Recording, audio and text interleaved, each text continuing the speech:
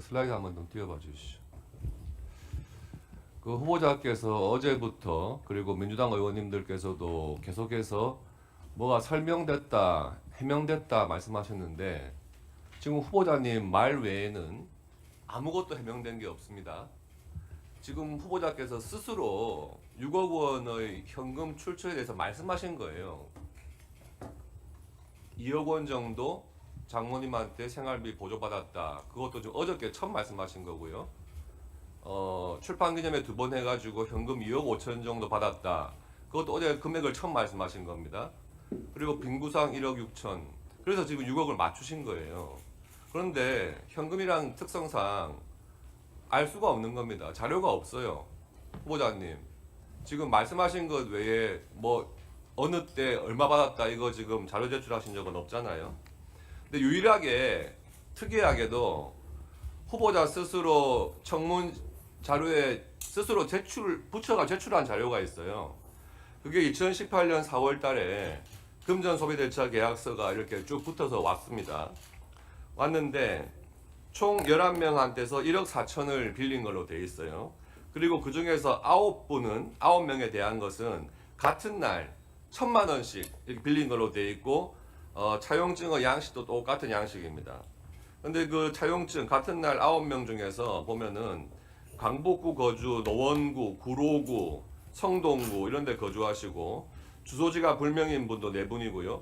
그리고 한 분은 또 정읍에 전북 정읍에 거주하고 계세요. 후보자께서 이에 대해서 뭐라 했냐 하면 치솟는 세금 문제를 해결하기 위해서 같은 날 같은 조건으로 동시에 1,000만 원씩 일시에 빌리기로 결심했고 최근에야 은행 대출을 일으켜서 사적 채무를 청산했다 이렇게 말씀하셨습니다. 맞죠? 네, 그런데 그렇습니다. 원래 채무 관계라고 하는 게 빌릴 사람이 결심한다고 해가지고 탁 빌릴 수 있는 게 아니잖아요. 이거는 같은 날 빌려줄 사람들이 빌려주기로 결심을 한 거예요. 이날 같이 모여서 차용증 받고 1,000만 원씩 주자 이렇게 결심을 한 겁니다. 이 9명의 같은 날 1,000만 원씩 빌려줬다고 한 9명에 대해서 후보자께서 개인적으로 다 친분이 있으신 분인가요? 대부분 친분이 있습니다. 대부분. 그러면 모르시는 분도 있나요? 이날 처음 차용증 받으신 분도 있습니까? 그 중에 한 분이 아마 그 중에 한 분의 부인으로 되어 있는 것으로 제가 알고 있습니다. 예. 근데 이분들의 관계를 보면요, 이 핵심에 강신성 씨가 있는 것 같아요. 강신성 씨는 이 9명이 같은 날 차용증 쓴 날 말고 조금 뒤인 같은 해 4월 11일, 4월 23일 이렇게 2,000만 원씩 빌려준단 말이에요. 후보자한테. 그렇게 해가지고 관계를 보니까 강신성 씨 회사에서 감사로 근무한 분이 계시고 전북 정읍입니다. 계시고 그리고 강신성 씨 회사에 거액을 대출해줬던 분도 계시고 이래요. 정모 씨 이런 분은. 그러니까 아마도 친분 관계가 있다면 강신성 씨를 통해서 알게 되신 분이거나 강신성 씨와 함께 친분이 있는 분이거나 이러신 것 같아요. 근데 이에 대해서 그때 후보자께서 뭐라고 SNS에 올렸냐 하면 그때 이자를 후하게 쳐줬다 이렇게 말씀하셨단 말이에요. 그런데 차용증상에는 연 2.5%의 이자예요. 차용증을 믿는다 하더라도 후한 이자는 아닌 것 같아요. 그런데 이 상환기간 5년 동안 차용을 했는데 5년 동안에 전혀 뭐 이자라든지 원금 상환 내역은 없고요. 그 상환기간 2년을 지나가지고 7년 만에 이번에 총리 인준 지명받으신 다음에 한꺼번에 상환하셨다는 겁니다. 이 차용증의 이런 성격이라든지 모양상 상식적으로 본다면 이것을 9명이 모여가지고 한꺼번에 차용증을 받았나? 아니면은 같은 날 막 돌면서 후보자가 그렇게 받았나? 좀 모양이 이상하잖아요. 그래서 마지막으로 후보자께서 지명된 다음에 대출을 받아가지고 나는 갚았다 이렇게 말씀하시니까 그 2025년 금년도 자료겠죠. 그 부분에 대해서 후보자가 대출을 받았고 후보자가 대출받은 1억 5천 중에서 이분들 1억 4천만 원을 정말 차용증상에 나오는 이분들한테 돌려준 것이 맞는지 좀 계좌 내역을 제출해달라 한 상태고 아직까지 오지 않고 있어요. 이 부분에 대해서 다시 한번 자료 확인해 주시기 바랍니다.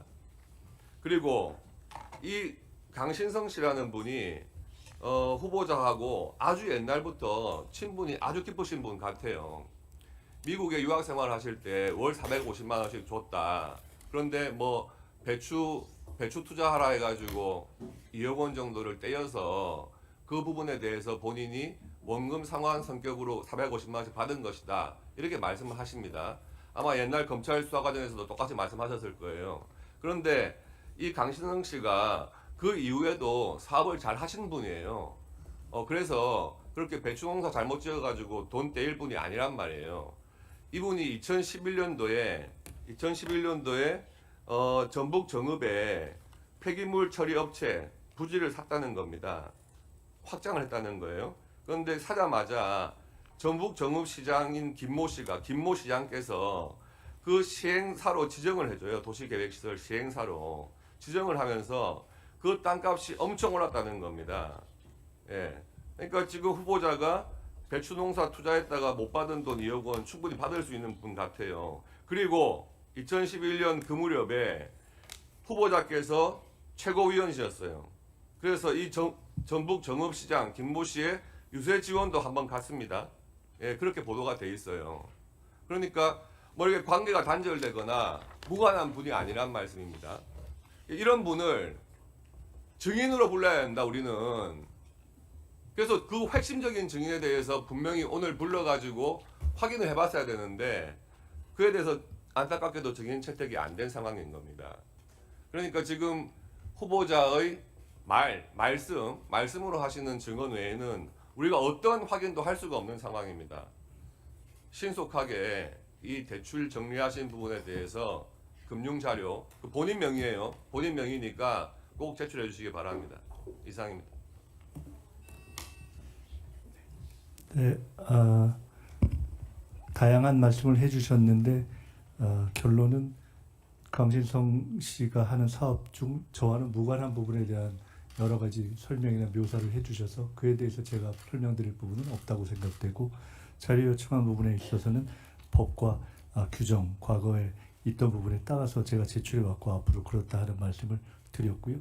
나머지에 대해서는 사적 채무를 빌릴 만한 중과산 증여세의 어려움 때문에 제가 빚을 내야 되겠다고 결심하고 여러 사람에게 부탁하는 과정을 통해서 몇 개월이 걸려서도 사적 채무를 일으킨 것에 대해서는 설명을 드렸기 때문에 뭐 사실 굳이 말씀드릴 필요는 없을 것 같습니다. 중과산세 이렇게 얘기를 하시던데 전 좀 궁금하던데 중과산세라는 게 이제 그 추징금 납부하지 않은 것에 대해서 늦게 납부한 것에 대해서 중과산세를 적용하는 세금 안 냈을 때 중과산세를 적용하는 형태로 이렇게 가중해서 부과된다 그런 뜻이죠. 네, 그러니까 추징금을 원금이라고 한다면 거기에 이제 가산세 같이 맞습니다. 붙어서 7억 2천이지만 실제로는 더 얼마 정도 됩니까? 이렇게 됐습니다.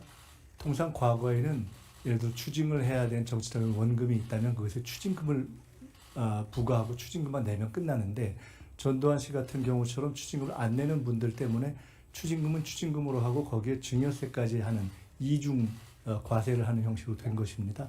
근데 이 추징금은 추징된 원금을 상환하면 되는데, 그러니까 납부하면 되는데 네. 이 부분에 대해서 예를 들어 7억 2천의 경우에 처음에 1억 2천이 증여세로 부과되었었는데 실제로 제가 마지막에 내는 것은 2억 1천을 결과적으로 냈습니다. 왜 그러냐면 1억 2천이 3개월인가 1개월이 지나면 매달 2% 3%씩 느니까 제가 대학 강의나 등등을 해서 예를 들어 500만 원을 갚아서 가령 3천만 원이 500만 원, 2천만 원이 줄었다.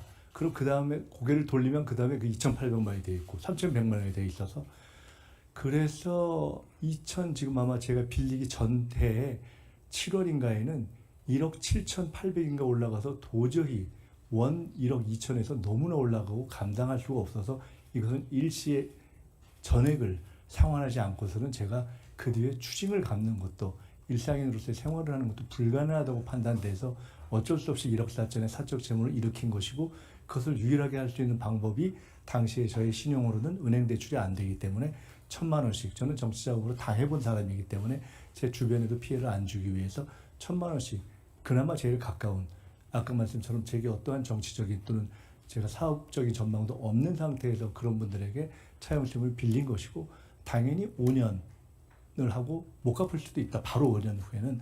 왜냐하면 제가 추징을 갚아야 하기 때문에 갖고 나서 갚는다라고 하고 이자는 성실 납부를 해왔고 최종적으로 결국은 추징을 다 갚은 후에 갚을 예정이었고 그렇게 갚게 된 것입니다. 그게 마지막에 1억 2천만 내면 되는데 1억 7천까지 2억 천을 냈습니다. 2억 1천 9천만 원을 더 내신 네, 거네요. 그리고 그에 대해서는 그럼 대법원 미리 돈을 빌려서 먼저 갚아도 되는 걸 뭘 예, 9천만 원을 여전히 더 감사한 나라에 말씀인데. 보태줄 이유가 뭐가 네, 있습니까? 감사한 말씀인데 제가 그때 1억 2천을 신용을 낼 수 있는 상황은 아니었습니다. 아니 개인한테 빌리듯이 그때부터 이렇게 네, 그 가산되는 걸 제가 생각하면 부족해서, 예, 미리 미리 그렇게 무서운 세금인지는 했었더라면 몰랐습니다.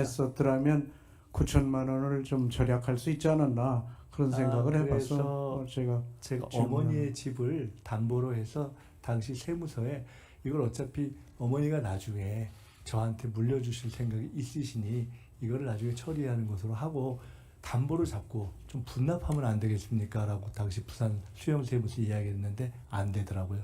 그랬고 그래서 어쩔 수 없이 그건 갚아나갈 수밖에 없었다. 그리고 대법원 판례에 의하면 이렇게 이중으로 낸 부분에 대해서는 사후에 돌려주는 일종의 사후적 경정 제도가 있습니다 하는 것을 제가 확인했습니다. 근데 제가 그 신청을 안 했습니다. 돌려받을 수 있었습니까? 추징을 완납한 후에는 이 부분은 일종의 이중으로 낸 것이 돼서 돌려받을 수 있다는 대법원 판례를 제가 몇 해 전에 확인하고 아주 소중하게 간직했는데 여러 번 몇 해에 걸쳐 고민하다가 현재까지 신청을 안 했습니다. 제가 빚을 갚느냐고 고생했고 그렇게 또 대출까지 받아서 청산을 하는 과정에서 그런 것 자기 받을 수 있으면 최대한 받는 게 맞지 않나 그런 생각이 드는데요. 네, 죄송합니다. 네, 자 우리 곽기택 의원님 수고하셨고요.